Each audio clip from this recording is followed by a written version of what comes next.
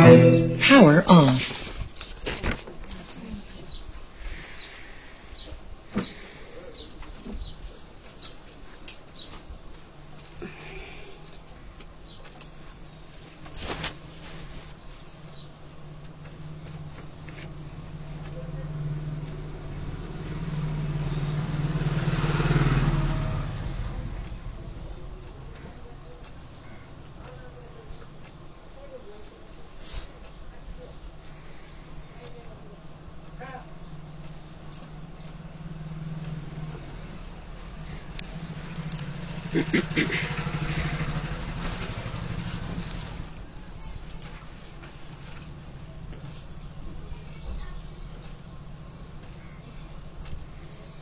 मीठे बच्चे, कभी जिस्म यानी साकार शरीर को याद नहीं करना है। आंखों से भल इन्हें देखते हो, परंतु याद सुप्रीम टीचर शिव बाबा को करना है। प्रश्न, तुम बच्चे किस एक कायदे को जानने के कारण हार फूल अभी स्वीकार नहीं कर सकते? उत्तर, हम जानते हैं कि जिनकी आत्मा और शरीर दोनों पवित्र हैं, वही हार फूल के हकदार हैं। इस कायदे अनुसार हम फूल हार स्वीकार नहीं कर सकते। बाबा कहते हैं, मैं भी तुम्हारे फूल हार स्वीकार नहीं करता, क्योंकि मैं न पूज्य बनता हूं न पुजारी। मैं तो तुम्हारा ओबीडिएंट फादर और टीचर हूं। गीत, छोड़ भी दे आकाश सिंहासन, अब धरती पर आ जा रे। ओम शांति। इस गीत से सर्वव्यापी का ज्ञान उड़ जाता है। याद करते हैं, अब भारत बहुत दुखी है। ड्रामा अनुसार यह सब गीत बने हुए हैं। दुनिया वाले नहीं जानते हैं। बाप आते हैं पतितों को पावन बनाने व दुखियों को दुख से लिबरेट करने, दुख हरकर सुख देने लिए। बच्चे जान गए हैं, वही बाप आया हुआ है। बच्चों को पहचान मिल गई है। स्वयं बैठ बतलाते हैं, मैं साधारण तन में प्रवेश कर फिर तुम बच्चों को सारे सृष्टि के आदि मध्य अंत का राज बताता हूं। सृष्टि एक ही है, सिर्फ नई और पुरानी होती है। तो बाबा म्हणता है, इन्होंने दुनिया वालों ने ये गीत बनाया, छोड़ भी दे आकाश सिंहासन, अब धरती पर आ जा रे। तर ह्या गीताच्या द्वारेच सर्वव्यापीचं ज्ञान समाप्त होऊन जातं, की तो कणाकणामध्ये आहे, तो कुठे नाहीये दुनियेमध्ये असं म्हटलं जातं। आणि मग जर तो कुठे इथंच आहे, सगळीकडे कणाकणामध्ये आहे, तर मग त्याला पुकारण्याची आवश्यकताच नाही की तू अब धरती पर आ जा, आकाश का अपना सिंहासन छोड़ दे और अब धरती पर आ जा। म्हणजे वरच्याला पुकारताय, म्हणजे कुठेतरी बुद्धीमध्ये आहे की तो वरचा आहे, वरतून येत असतो खाली। तर हे जे म्हणतात की कणाकणामध्ये परमात्मा आहे, बाबा म्हणतात एका पॉइंटमध्येच हे ज्ञान त्यांचं उडून जाईल। तो भगवान आता है हम दुखियों को दुख से छुड़ाने के लिए, और साधारण तन में प्रवेश करके, साधारण मनुष्य तन में प्रवेश करके हमें सारा ज्ञान देता है। सृष्टि एक ही है, सिर्फ नई और पुरानी होती है। जैसे शरीर बचपन में नया होता है, फिर पुराना होता है। नया शरीर, पुराना शरीर, दो चीज तो नहीं कहेंगे, है एक ही, सिर्फ नए से पुराना बनता है। बावंत ये सृष्टि नई फिर पुरानी होती है, पहले नवी मग जुनी होत जाते। सृष्टी तीच आहे। जसं शरीर बालपणामध्ये कसं नवं आहे, आणि नंतर काय म्हणू शकतो आपण म्हातारपणामध्ये की जुनं झालेलं आहे हे शरीर, आता जीर्ण झालेलं आहे, म्हातारं झालेलं आहे, लेकिन शरीर तो वही है। पहले नया फिर पुराणा बनायचा. तसं बाबा म्हणतात सृष्टी पण, ही दुनिया पण सुरुवातीला नवी सतयुगामध्ये आणि आता कलियुगाच्या अंतिम समयाला एकदम जुनी झालेली. सृष्टी तीच आहे. सतयुग इथंच होतं, स्वर्ग इथंच होता, हीच दुनिया नरक झालेली आहे.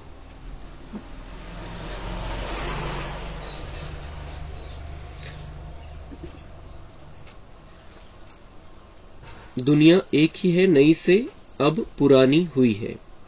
नई कब थी यह फिर कोई भी बता नहीं सकते हैं.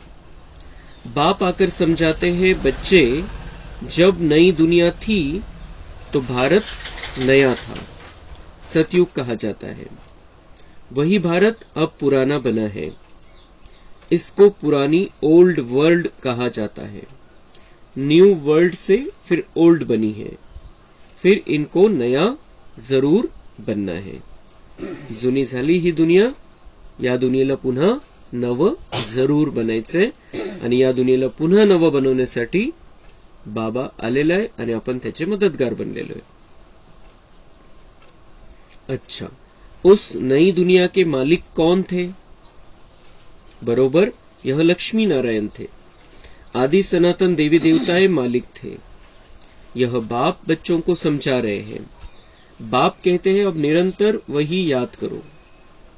बाप परमधाम से हमको पढ़ाने, राजयोग सिखाने आया हुआ है. तर वरच्याला तर पुकारलं, तो येईल आणि काहीतरी आमचं भलं होईल ही काहीतरी भावना होती, पण तो येऊन आपल्याला शिकवतो ही तर कोणाला माहितीच नव्हतं. भावना नव्हती, स्वप्नात सुद्धा नव्हतं. लेकिन भगवान आता है हमारा कल्याण करने के लिए, और उस कल्याण के लिए ही पढ़ाई पढ़ाता है राजयोग की. महिमा सारी उस एक की है, इनकी महिमा कुछ नहीं है. महिमा सारी परमात्मा की है. परमात्मा है, इसीलिए इस धरती पर स्वर्ग आने वाला है ज्ञान के माध्यम से. ज्ञान देता है परमात्मा ब्रह्मा के माध्यम से. तो लेकिन ब्रह्मा, बाबा म्हणता है अगर मैं नहीं आऊं तो ब्रह्मा को भी ये ज्ञान नहीं था. इस समय सब तुच्छ बुद्धि है, कुछ नहीं समझते हैं. इसलिए मैं आता हूं तब तो यह गीत भी बना हुआ है. बाबा म्हणतात मी येत असतो, हे बुद्धीमध्ये आहे, गीत बनवणाऱ्याच्या कुठेतरी ती रेकॉर्डिंग होती मध्ये, ते गीत बनवलं की तू आ जा, तो मैं आता हूं इसलिए तो पुकार रहे. नाही तर वेस्ट थोडी कोणी काही मनामध्ये कसं येईल, काहीतरी झालेली तशी गोष्ट.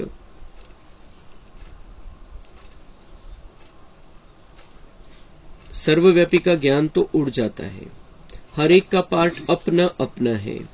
बाप बार बार कहते हैं देह अभिमान छोड़ देही अभिमानी बनो और याद शिव बाबा को करो. ऐसे ही समझो शिव बाबा ही सब कुछ करते हैं, ब्रह्मा है ही नहीं. भल इनका रूप इन आंखों से दिखाई पड़ता है, परंतु तुम्हारी बुद्धि शिव बाबा की तरफ जानी चाहिए. शिव बाबा न हो तो इनकी आत्मा, इनका शरीर कोई काम का नहीं है. हमेशा समझो इसमें शिव बाबा है जो इस द्वारा पढ़ाते हैं. तुम्हारा यह टीचर नहीं है, सुप्रीम टीचर वह है, याद उनको करना है. कभी भी इस जिस्म को याद नहीं करना है. बुद्धि योग बाप के साथ लगाना है तो सर्वव्यापी का ज्ञान ठहर भी न सके. बच्चे याद करते हैं, फिर से आकर ज्ञान योग सिखाओ. खूप महत्वपूर्ण गोष्ट बाबा सांगताय कि बच्चों ने पुकारा, भक्तों ने पुकारा कि आप आओ और हमें कुछ रास्ता बताओ. त्यांच्या भाषेमध्ये त्यांची तशा प्रकारची काही भावना होती. काय करणार आहे नेमकं, तो काय करतो ते क्लिअर नाही बुद्धीमध्ये, पण काहीतरी भलं होईल, तो येईल असं काहीतरी, आणि कधी येईल तेही माहिती नव्हतं. सगळ्या अंधारातल्या गोष्टी, पण कुठं ना कुठं काही ना काही आत्म्यामध्ये ती रेकॉर्डिंग कि वो आता है और फिर हमारी भलाई करता है. दुसरी गोष्ट मग बाबा म्हणताय कि मैं आता हूं और मैं तुम्हें ये ज्ञान देता हूं. ब्रह्मा समोर दिसतोय, पण बाबा म्हणतात इसको याद नहीं करना है. अगर मैं इसमें नहीं आऊं तो फिर इसको भी ये ज्ञान नहीं था. ये भी यहाँ का ही है, यहाँ ही इसने ये जन्म मृत्यु के चक्कर में है, इसको पता नहीं था, भूल गया था सारा ज्ञान. इसलिए मैं आता हूं तब तुम्हें सब सारी बातें पता चलती है. ब्रह्मा को मालूम नहीं है कुछ भी. तो भगवान और हमारा परम शिक्षक, परम ज्ञानी, जिसको सारा सत्य पता है, वो एक शिव बाबा आहे. त्यावेळेला आताची गोष्ट वेगळी. आता तर ब्रह्माबाबाला हाडामासाचं शरीर नाहीये. तो आता ब्रह्माबाबा आता फरिष्ठा स्थितीमध्ये, वरती फरिष्ठा स्थितीमध्ये. तर आपण आता त्यांची आठवण पण करतो, तर ऑटोमॅटिक बाबा आठवतो आपल्याला, शिवबाबा आठवतो. कारण त्यांचं फरिष्ठा स्वरूपाने आपल्याला माहिती आहे की ते दोघं वरती आहे.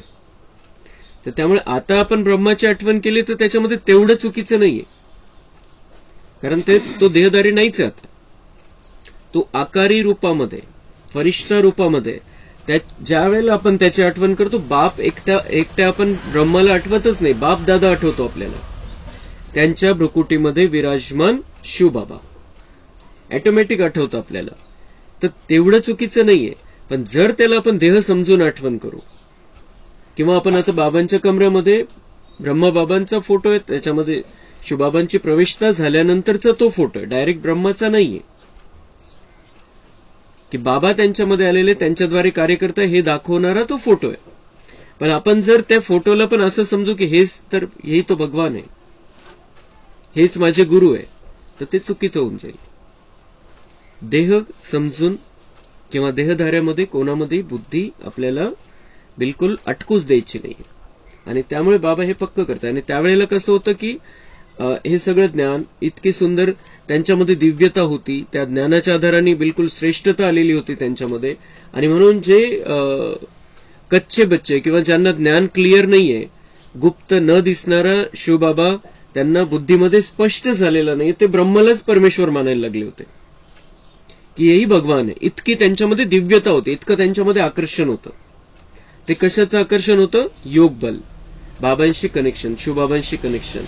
आणि त्यामुळे त्यांच्या समोर कोणी यायचं तर तो बिलकुल त्याला असं वाटायचं की मुझे भगवान के दर्शन हो गए. आणि म्हणून बाबांना ही गोष्ट क्लिअर करावी लागायची मधून मधून. बाबांना माहिती है कि मैं ब्रह्मा के द्वारा ही कार्य कर रहा हूं. ब्रह्मा ही इस धरती पर नंबर 1 है. यही श्री कृष्ण की आत्मा है, यही नारायण की आत्मा है. लेकिन अगर बच्चे देह में अटक जाएंगे, अगर ब्रह्मा के देह में अटकेंगे तो दूसरे के देह में भी अटकेंगे. म्हणून बाबा वारंवार ती बुद्धी हटवायचा प्रयत्न करायचे बच्चांच्या. आणि म्हणून मुरलीमध्ये हे पॉइंट यायचे बाबांचे अधूनमधून. बाबा ब्रह्माबाबांचं महत्व पण मुरल्यांमधून सांगतात आपल्याला, पण त्यांच्या देहामध्ये नाही अटकायचंय. त्याला देहधारी समजून की यही सब कुछ है असं नाही, या पद्धतीने त्यांची आठवण नाही करायची. हे त्यावेळेसाठीही योग्य होतं. आणि आता पण आपण जर ते देह समजून त्याला आठवण करतोय ब्रह्माला, तर ते पण बाबांचं समजवणं त्या दृष्टिकोनातून आहे की त्याला देह समजून आठवण नका करू. क्योंकि देहधारी में बुद्धि जाते जाते जाते हम यहां तक आकर पहुंचे. देहामध्ये अटकूनच हे दिवस आलेले. आणि म्हणून बाबा ती आपली बुद्धी देहामधून काढण्यासाठी म्हणतात की इस ब्रह्मा का शरीर भी कोई महत्व का नहीं है. जो इस दुनिया की नंबर 1 की आत्मा है, उसके शरीर का भी कोई महत्व नहीं. इस तरीके से कि उसको शरीर के हिसाब से याद करो. तर मग दुसऱ्याचं काय? ती नंबर 1 ची आत्मा, त्याचं शरीर.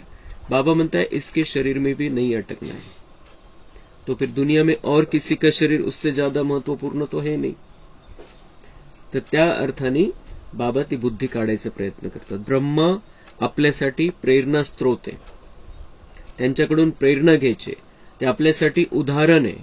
त्यांनी बाबांच्या या मुरलीमध्ये जे बाबांनी ज्ञान दिलेलं आहे त्याच्यावरती चालून नंबर 1 बनून दाखवलं. इतकी सर्वश्रेष्ठता त्यांनी आपल्यामध्ये आणली, ती दिव्यता त्यांनी आपल्यामध्ये आणली या शिवबाबाच्या ज्ञानाच्या द्वारे. तर तेच ज्ञान जे ब्रह्मानी ऐकलं, ब्रह्माच्या द्वारे बाबांनी सांगितलं, तेच ज्ञान आपण ऐकतोय. तर आपल्याला पण ब्रह्मासारखं बनायचंय.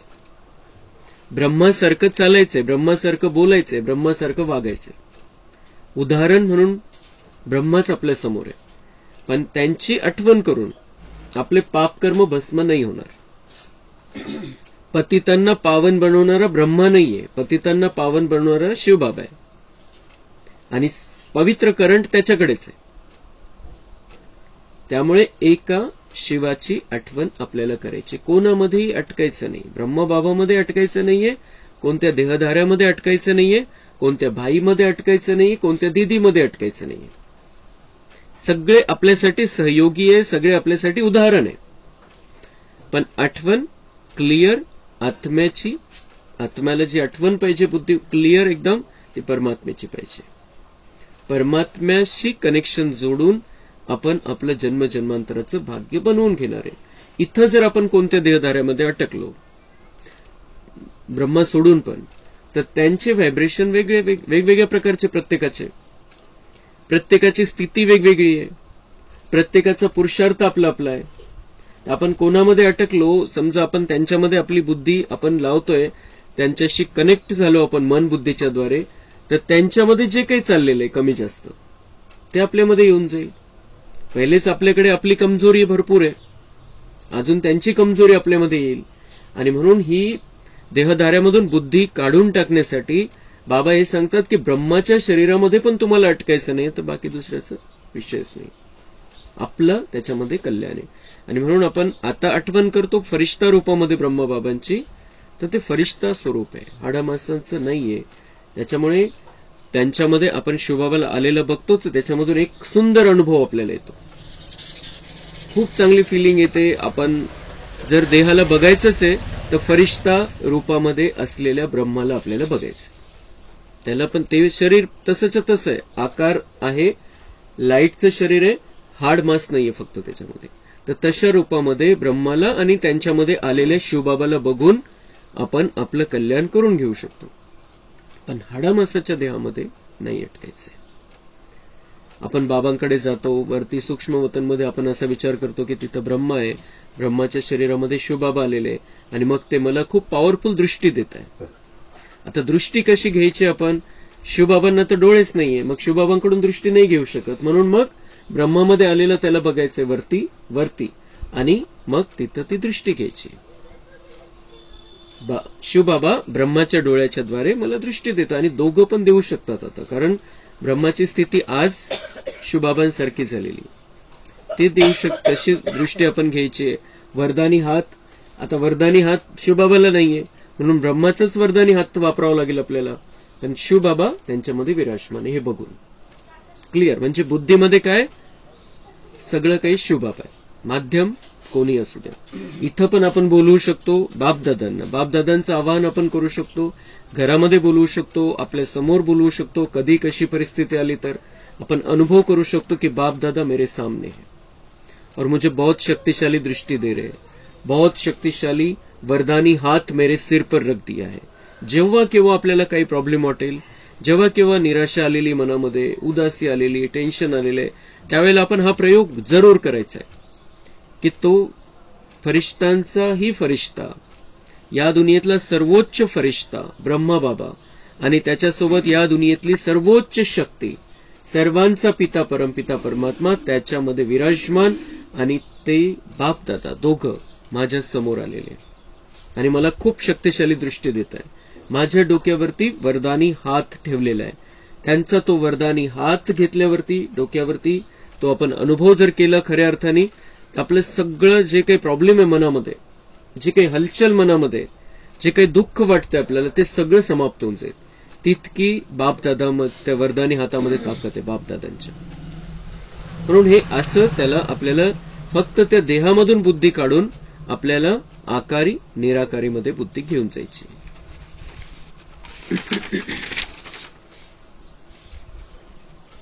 परमपिता परमात्मा के सिवाय तो कोई राजयोग सिखला न सके. तुम बच्चों की बुद्धि में है कि यह गीता का ज्ञान स्वयं बाप सुनाते हैं, फिर यह ज्ञान प्रायः लोप हो जाता है, वहां दरकार ही नहीं है, राजधानी स्थापन हो गई, सदगति हो जाती है. ज्ञान दिया जाता है दुर्गति से सदगति में जाने के लिए. बाबा म्हणते वहां पर तो तुम सदगति में हो, ज्ञान के आधार से तुम बन गए, पक्के बन गए, संस्कारवान हो गए, फिर इस ज्ञान की जरूरत नहीं, सदगति में हो। ज्ञान कब जरुरी है? जब तुम दुर्गती में हो और सदगती करनी आहे. सदगती के लिए ज्ञान आहे. तर त्यामुळे बाबा म्हणताय, हे तुमची सदगती झाली, एकदा राजधानीमध्ये तुम्ही गेले, हे ज्ञान संपूर्ण रीतीने समाप्त होऊन जातं. बाकी वह तो सब है भक्ति मार्ग की बात है. जे काही आहे उरलं, जे काही आहे दुनियेमध्ये आहे ते आहे भक्ति मार्गाच्या गोष्टी. बाबा का दिया हुआ ज्ञान नहीं है द्वापर के बाद. मनुष्य जप, तप, दान, पुण्य आदि जो कुछ भी करते हैं सब भक्ति मार्ग की बातें हैं. इससे मुझे कोई मिल नहीं सकता है. भक्ति मार्ग वाल्यांना जर आपल्याला काही सांगायचं असेल विशेष तर हे जरूर सांगायचं, कारण त्यांच्या भक्ती मार्गातल्या भगवद्गीतेमध्येच हा श्लोक आलेला आहे, क्लियर कट, कि जप, तप, दान, पुण्य करने से मैं नहीं मिलता हूं. त्यांना सांगायचंय, बघा काय लिहिलेलं आहे त्याच्यामध्ये. तो फिर कुछ अलग करना पड़ेगा, उससे कुछ अलग करना पड़ेगा, ज्ञान लेना पड़ेगा, और ज्ञान से बाबा मिलता है. जब हम ज्ञान लेते तो बाबा मिलता है, बाबा का परिचय मिलता है और बाबा से हमारा कनेक्शन जुड़ता है. बाकी जप, तप, दान, पुण्य आदि कुछ भी करते, बाबांच्या मुरलीमध्ये हे महावाक्य आलेले, तेच त्या भगवद्गीतेमध्ये उतरलेले. म्हणून बाबा म्हणतात, पीठामध्ये जसं मीठ असतं तेवढं त्या भक्ती मार्गामध्ये सत्य आलेलं आहे. तो ये एक सत्य उसमें आया है कि भगवान जप, तप, दान, पुण्य करने से नहीं मिलता है. म्हणजे आपण ते करतोय, तेच करत राहिलेलो आहे आणि परमेश्वर येऊन दर्शन देऊन जाईल आणि आपलं भाग्य बनवून जाईल, ह्या पद्धतीने नाही. आपण जप, तप, दान, पुण्य करत आलो द्वापर युगापासून, आपण पण केलेलं आहे, पण ते करत असताना आपल्याला बाबा नाही भेटला. जेव्हा आपण ज्ञान घेतलं, जेव्हा आपण 7 दिवसाचा कोर्स केला, तेव्हा मग आपल्याला बाबा भेटलेला आहे.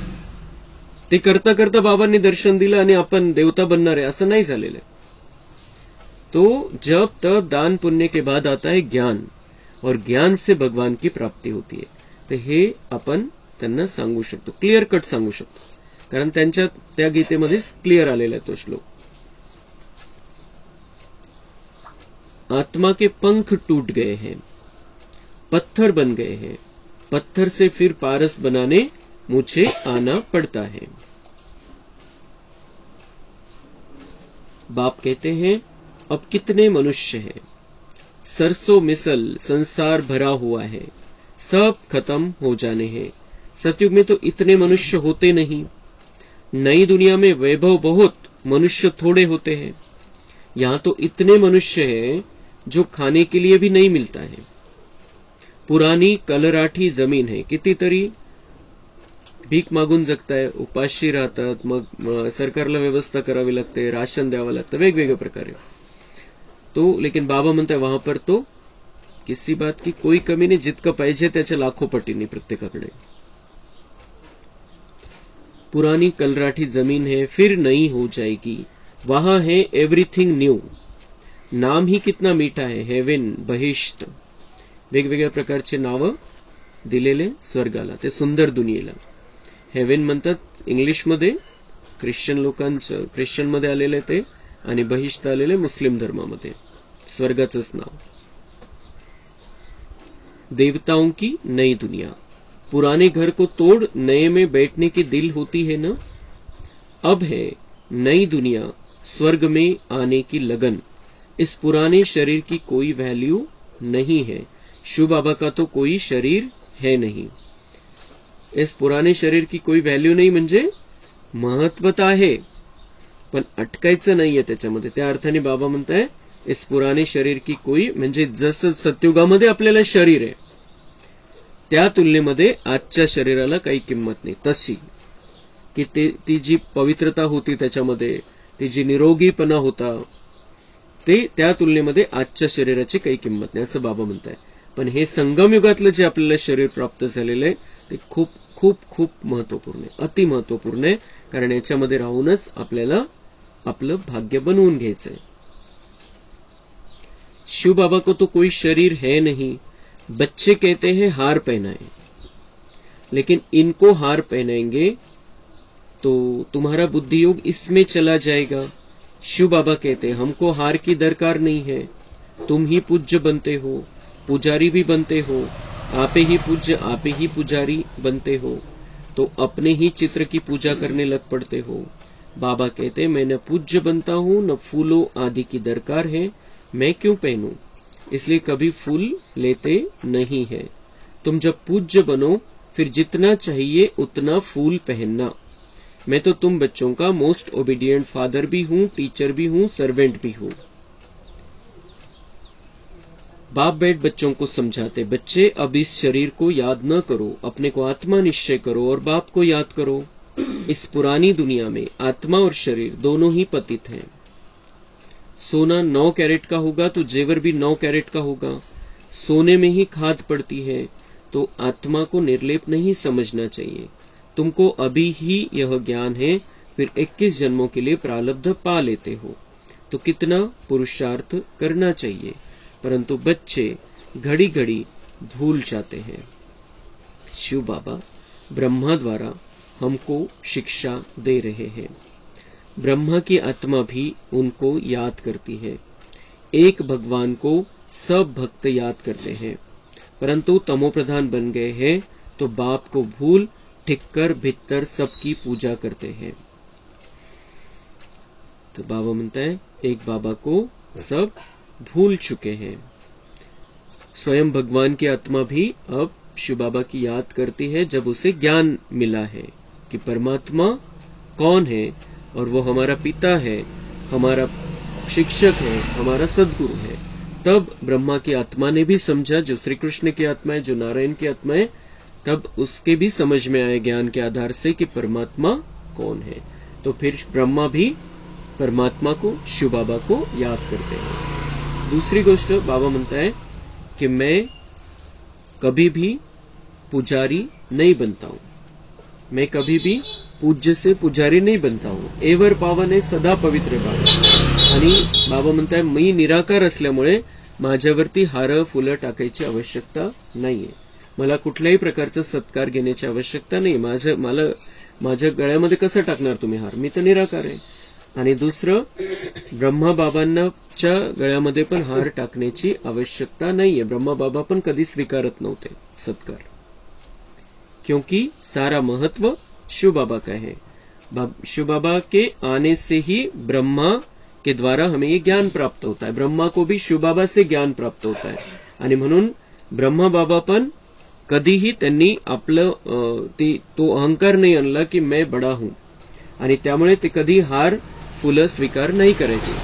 शिव बाबा कहते हैं कि तुम्हें भी हार फूल स्वीकार नहीं करने हैं, क्योंकि जब आत्मा और शरीर दोनों पवित्र है तब तुम किसी से सत्कार ले सकते हो। बाबा म्हणते अभी आत्मा पवित्र बन रही है, पवित्र है नहीं अभी, पवित्र बन रही है, और शरीर तो अपवित्र है अभी, तो इसलिए तुम हार नहीं स्वीकार कर सकते। म्हणजे नाव मान शान याची अपेक्षा आपल्याला बिलकुल ठेवायची नाहीये। आपण काही केलं आणि कोणी त्याची महिमा गायली तर सगळ्यात पहिले बुद्धीमध्ये आलं पाहिजे की ये शिव बाबा ने मुझसे कराया है, थैंक यू शिव बाबा, धन्यवाद शिव बाबाजी।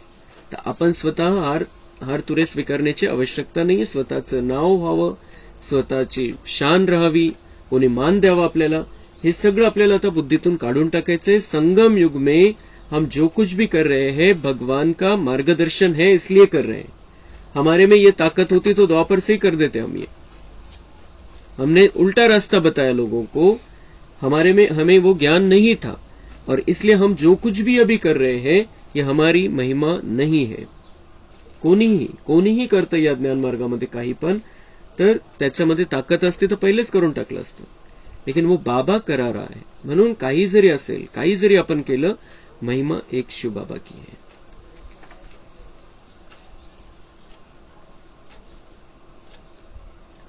हम जानते हैं जो कुछ चलता है ड्रामा शूट होता जाता है।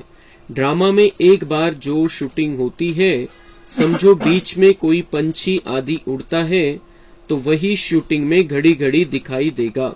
पतंग का उड़ना हुआ, शूट हो गया तो फिर रिपीट होता रहेगा। बाबा म्हणते हा ड्रामा बिल्कुल ॲक्युरेट, बिल्कुल फिक्स बनलेला आहे, कोणी त्याच्यामध्ये काही बदल घडवून नाही आणू शकत। बाबांनी एकदा माशीचं उदाहरण दिलेलं आहे मुरलीमध्ये कि एक मक्खी यहां से गई, अभी हमारे सामने से जा रही है, इसी सेकंड में इसी समय पर इसी स्थान पर 5000 साल के बाद वही मक्खी यहां से जाएगी, क्योंकि ड्रामा रिपीट है. कॅसेट बनलेली आहे ती आपण पुन्हा टाकू त्या व्हीसीडी मध्ये, डीव्हीडी प्लेअर मध्ये, व्हिडिओ प्लेअर मध्ये, तर ती तशीच्या तशी आपल्याला दिसेल. तो जे 2 तासानंतर जी घटना झालेली जशीच्या तशी. तर तसं बाबा म्हणताय यहां से पंछी उड़ा, शूटिंग हो गई, 5000 साल के बाद भी वही पंछी इसी तरीके से उड़ेगा. पतंग का उड़ना हुआ, उसी तरीके से पतंग उड़ते हुए दिखेगा उस समय पर, कारण शूटिंग झाली. तर हे पक्क करून घ्यायचं आपल्याला. ड्राम्याचा हा धडा पक्का करून घ्यायचा आहे. म्हणजे हे जे पशुपंछीच्या बाबतीत सुद्धा ड्रामा जसाच्या तसा आहे, क्लिअर आहे एकदम. माशी सुद्धा त्या ड्राम्यामध्ये बांधली गेलेली आहे. तर मग मनुष्याचा काय विषय? मनुष्याचा पण ड्राम्यामध्ये पार्ट फिक्स आहे. म्हणून कोणाचाही ड्रामातला पार्ट बघून आपण परेशान नहीं व्हायचंय. हर एक का अपना अपना पार्ट है, हर एक का अपना अपना भाग्य है, हर एक के अपने अपने संस्कार है, हर एक को अपना अपना पार्ट मिला हुआ है जो उसने बनाया है अपने लिए. और इसलिए हमें उसके कारण से नाराज होने की जरूरत नहीं है. नाटकामध्ये काम करताना कलाकार एकमेकांवरती नाराज नाही होत. ते फक्त दाखवायसाठी नाराज असते, तो असं का बरं बोलला किंवा तो असं का बरं केलं, ते दाखवायसाठी असते. पण त्यांच्या मनात काहीच नाही राहत. त्यांना माहिती का नाही राहत त्यांच्या मनामध्ये, कारण त्यांना माहिती की असं डायलॉगच होता, याला म्हणायचंच होतंय, लिहिलेलंच तसं होतं, तर ते नाराज नाही. तसं आपण पण सगळे कलाकार आहे. आपण एकमेकांचं काही चुकीचं बघून पण नाराज नाही व्हायचंय. त्यांचा पाठ, त्यांच्याविषयी शुभ भावना ठेवायची फक्त.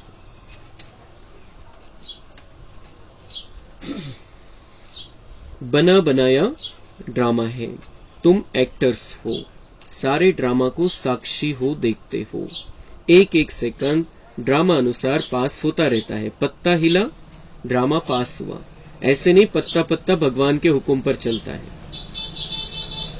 बाबा म्हणता है किसी पेड़ का पत्ता हिलना, किसी पेड़ का पत्ता हिलना, ये भी ड्रामा में नोंद है. दुनिया वाल्यांनी काय केलं कि पत्ता पत्ता भी भगवान के हुक्म से हिलता है. बाबा म्हणताय ड्रामा में है. तो पत्ता, तो एका झाडाचं पान आता जशा प्रकारे हललेलं आहे तसंच हलणार ते 5000 वर्षानंतर. ड्रामा बना हुआ है.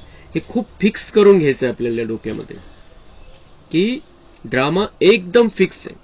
तर कोणत्याच गोष्टीमुळे नाराज व्हायचा विषयच राहत नाही की ते तसं होणार आहे.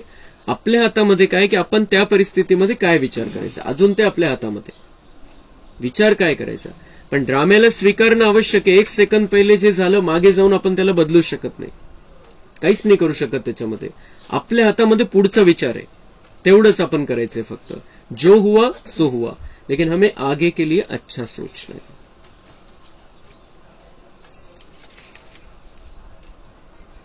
यह सब ड्रामा की नूंद है, इनको अच्छी रीति समझाना पड़ता है. बाप ही आकर राजयोग सिखाते हैं और ड्रामा की नॉलेज देते हैं.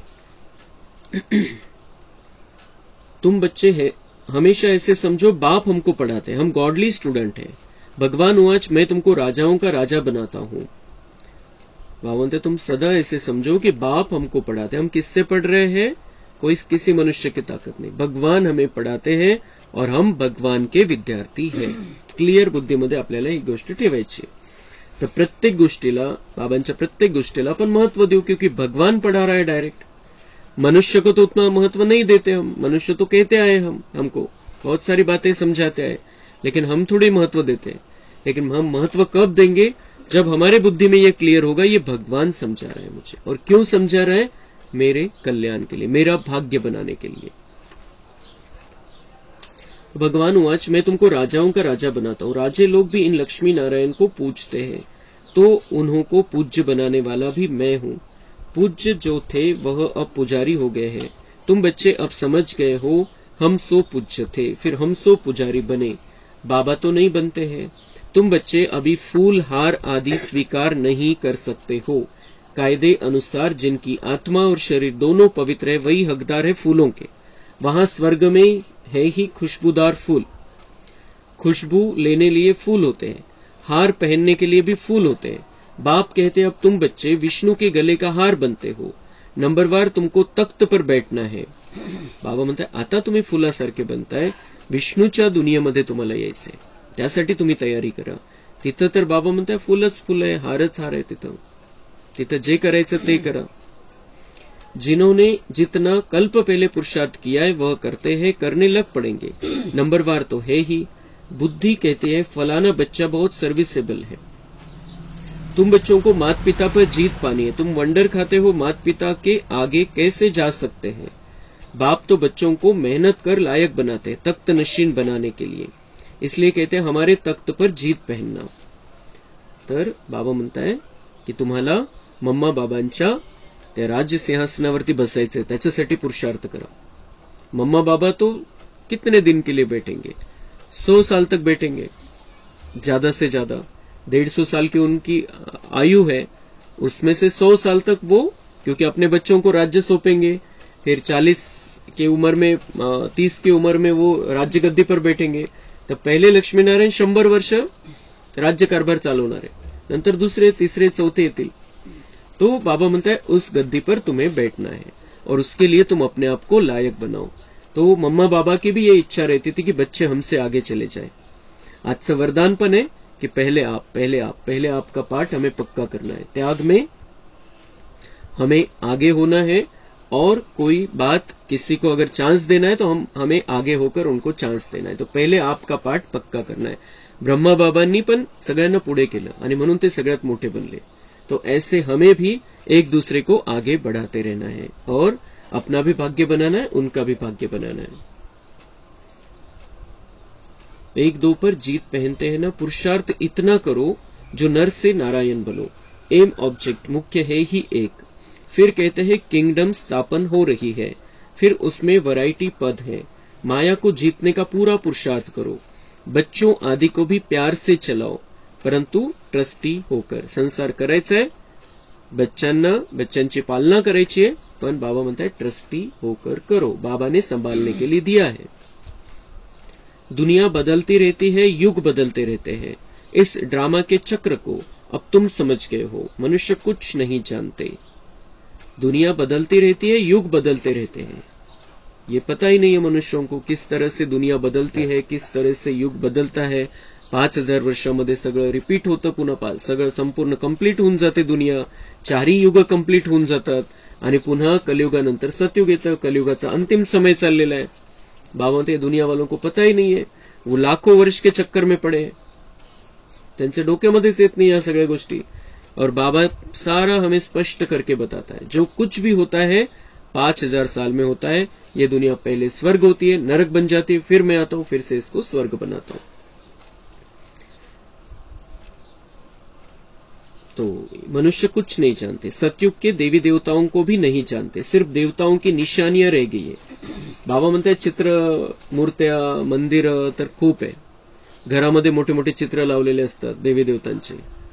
उनकी बाबा म्हणते वो निशानियां है सिर्फ, लेकिन उनको जानते ही नहीं. ज्यांचे चित्र लावलेले आहे, ज्यांच्या समोर अगरबत्ती लावतात, ज्यांची आरती करतात, ज्यांची पूजा करतात, त्यांच्याविषयी माहितीच काही नाहीये. भगवान कह रहा है कि तुम जानते नहीं है देवी देवताओं को. ये कौन थे? ये हम बाबा के बच्चे हैं जो मुरली सुनकर तैयार होते हैं, ट्रेनिंग देता है बाबा हमें, फिर हम देवी देवता बन जाते हैं. और द्वापर के बाद भक्त लोग हमारे फोटो बनाकर, हमारी मूर्तियां बनाकर, हमारे मंदिर बनाकर हमारी पूजा करने लग पड़ते हैं.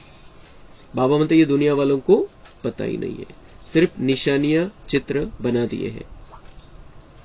बाप समझाते हमेशा ऐसे समझो हम शिव बाबा के हैं, शिव बाबा हमको पढ़ाते हैं.